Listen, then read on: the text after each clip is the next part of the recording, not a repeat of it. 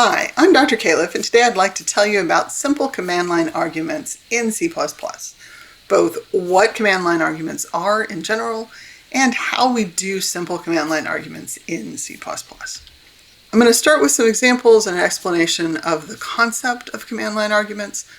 If you're already familiar with that and just looking for the C++, I encourage you to skip ahead to the coding part. I want to give some examples. So first example is the cd command, which is for changing directories. We have that command both in Linux and Unix and in DOS/Windows command prompt. And it takes one command line argument. The example here is class projects. It's the directory to change to, telling the command what to do. The cp command also needs command line arguments to tell it what to do. This copies from one file to another, so we give it the two file names telling it what to copy and what to name the copy. We also use command line arguments if we compile our code from the command line. So for example, the g++ command, we need to specify here are the files that we want to compile. We can also provide additional commands such as the -o and a name to give to the program other than a.out. Anything we want to do in terms of providing specifications to our command, those are all command line arguments. If you have worked at the command line, you have seen these. I do want to make it clear that this program does not use command line arguments. When we ask the user for some data on the console or terminal and read it in after they type it there, that is not considered a command line argument. That's typically referred to as reading from the terminal or reading from the console. Not the same thing. Command line arguments are about when we run the program, what information we give to the program at that moment that we tell it to run, not anything that we do after the program actually starts running. Our goal for today is to write a program called processfiles.cpp, compile that, and run it, and be able to mess with data in data.txt and put our output in a file called output.txt. If that's what we specify, we also will show that we can do that with different file names. And that's the point of the command line arguments, is we don't want to hard code our information like what files to work with. Let's go over and actually write this little program. So I'm set up in WSL with Ubuntu, running in Visual Studio Code, and I've gone ahead and created the file, processfiles.cpp, but I haven't put any code in it yet. So let's take a look at what this program will look like. First, think about what includes we need. Since we are in C++, we are going to be dealing with input and output since we're going to be communicating with files. So that'll mean IOStream, and of course files means we need fstring. Then I'm going to be working with strings somewhat, so let's go ahead and include the string library. And I'm going to go ahead and use namespace standard because this is a CPP file. I'm not going to be propagating that decision anywhere else, and it won't cause us problems here. Let's just set up our program to start with. So just the basic shell of a program. Now, if we leave this quite like it is, we can't actually use command line arguments, because in order to use command line arguments, we have to get them from arguments to main. Main has to have parameters that provide those. What that looks like in C++ and in C, actually, is first an integer called that's typically called argc, stands for argument count, and then an array of C-style strings, which you can do either with the double asterisk, or you can write it with the single asterisk for the C-style string, and then the array brackets.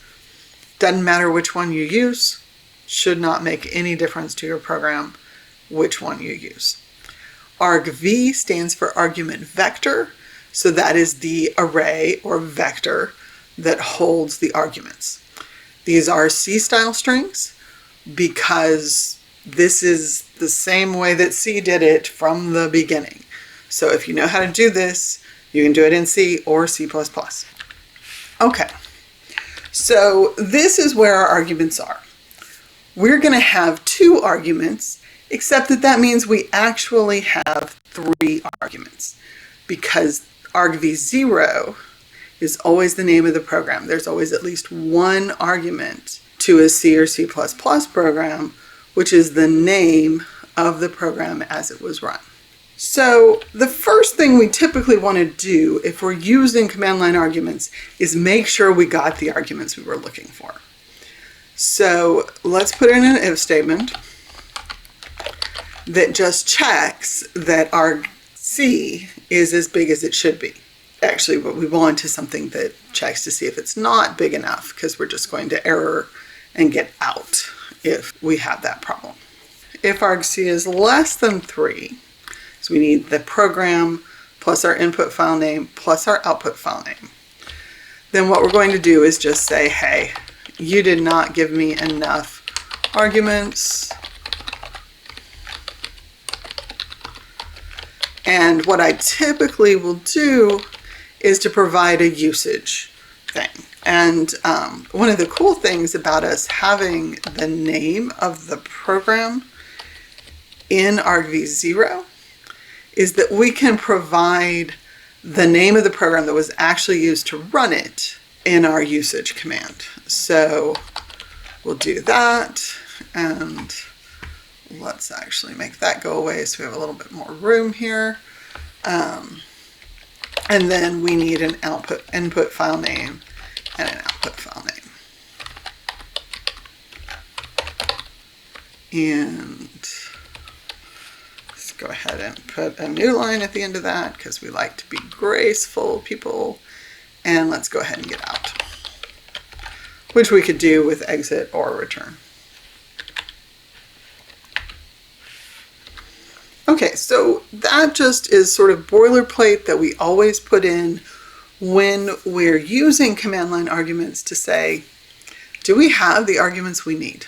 Once we're done with that, we're actually trying to do our program. So what I'm going to do is basically read each line of the input file, keep a counter, and print the lines out to the output file with the counter. So first of all, let's just open our files. Let's make that a comment. So we'll need an input file stream, which I'm going to call infile, and that's going to be in our first argument. So that's just argv1. Obviously, we could copy these arguments to other variables. If we are doing things with them much later in the program, it's a good idea to do that. As it is, we're not that concerned about it because we're doing this right off the bat.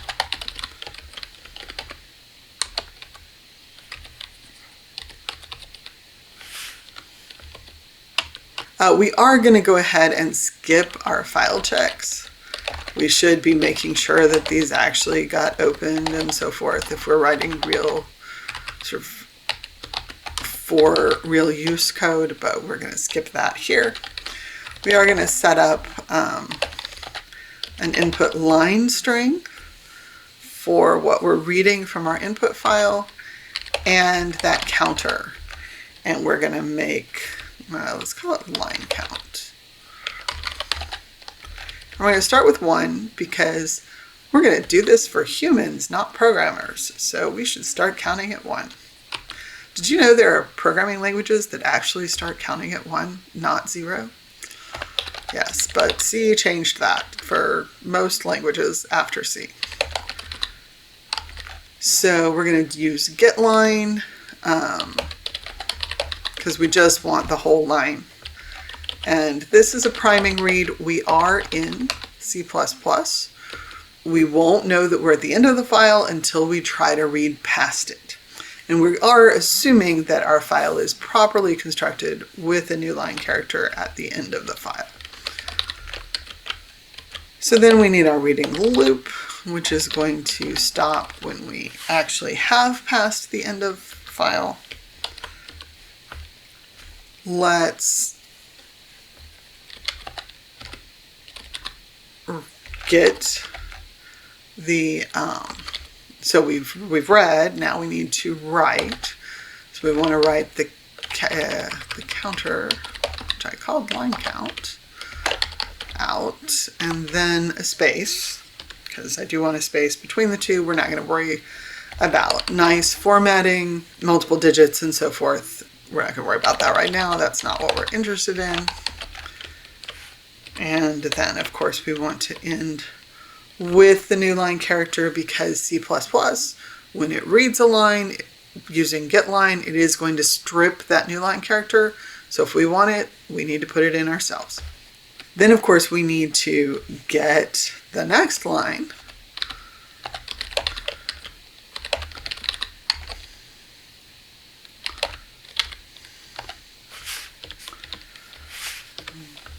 And increment our counter, which is line count still.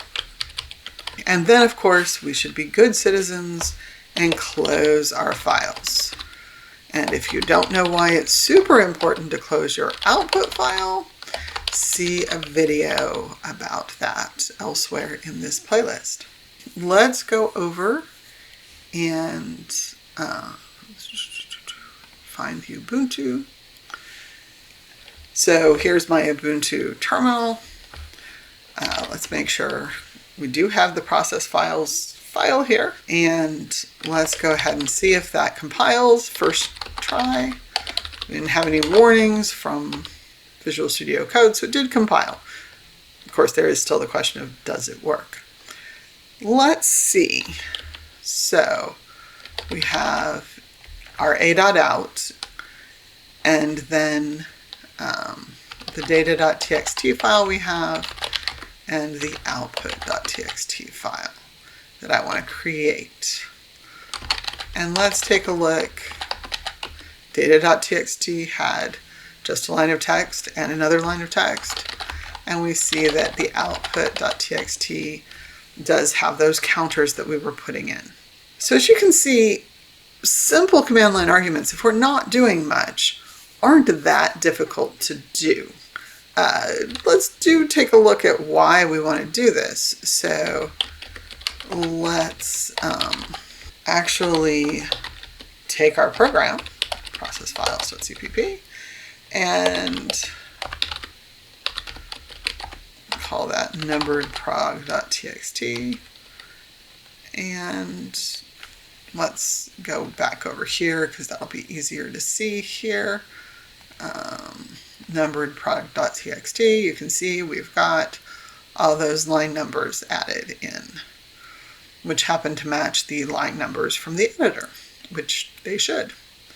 So I want to take a look and look at how we would change the program if we wanted to provide an optional argument to the program that specified a line count. So let's real quickly take a look at that. I'm going to move my line count higher. Well, we'll do it after opening the files, but before I actually declare the input line.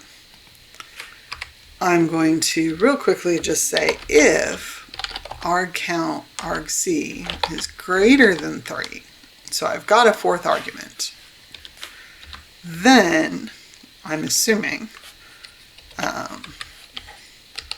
that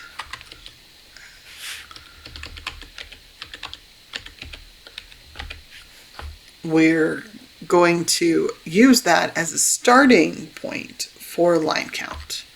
So we're going to say line count is, now we can't just use the string.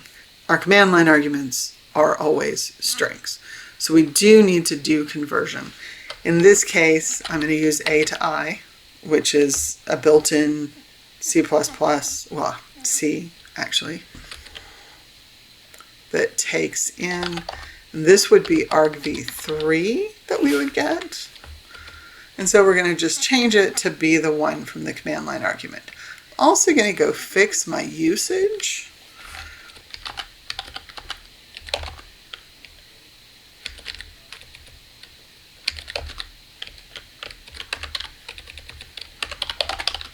Number.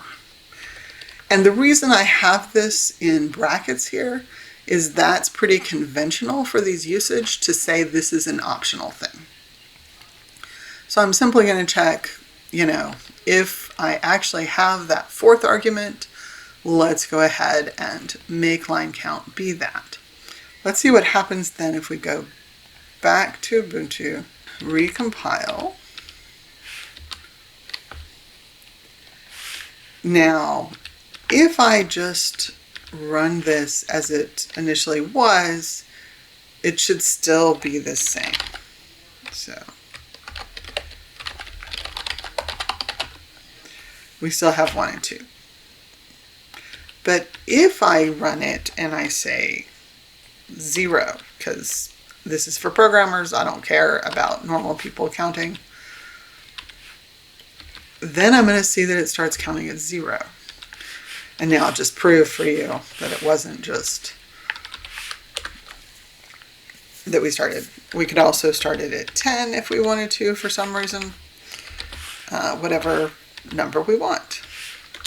So I hope this has helped you a little bit with understanding how very simple command line arguments can be done in C++. If you want to do more complicated kinds of things, I would encourage you to not try to write all of those from scratch. There are libraries out there when we start getting to options and just lots of different command line arguments. If you're working in a company, see what they use already. There probably is a standard library that's used. If you're doing something for yourself, do some searching. There's lots of stuff out there. There are some good libraries that can help you get this done if you're doing something more complex. If you're doing something pretty simple, you don't need a library. It's pretty straightforward. Thanks for watching. I hope you found this helpful. If you did, please keep the algorithm happy by giving it a like or subscribing to the channel. Hope to see you next time.